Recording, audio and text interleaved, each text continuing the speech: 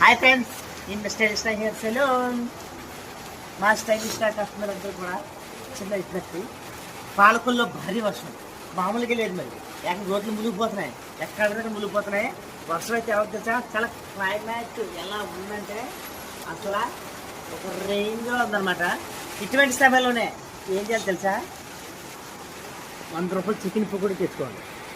So బయటికి దానికన్నా మనమే మార్కెట్కి వెళ్ళి ఒక 100 రూపాయలు చికెన్ తెచ్చుకొని చాలా ఎక్సలెంట్గా ఇంట్లోని మసాలా బాగా దట్టించి ముక్కలు బాగా ఫ్రై చేసి నీటి చికెన్ పకోడీ వేసి తింటే వర్షంలో ఉంటుంది. మరి అసలు ఇటువంటి అనుభూతి గోవా కదా, బ్యాంకాక్ వెళ్ళి కూడా ఉండదు అంత అనుభూతి తెలుసా.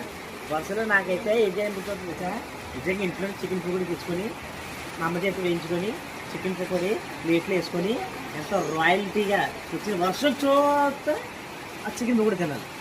ఎలా ఉంటుందో తెలుసా, ఆ ఫీలింగే లేదబ్బా. నేనైతే ట్రై చేస్తున్నాను, మీరు ట్రై చేస్తాను, చాలా బాగుంటుంది.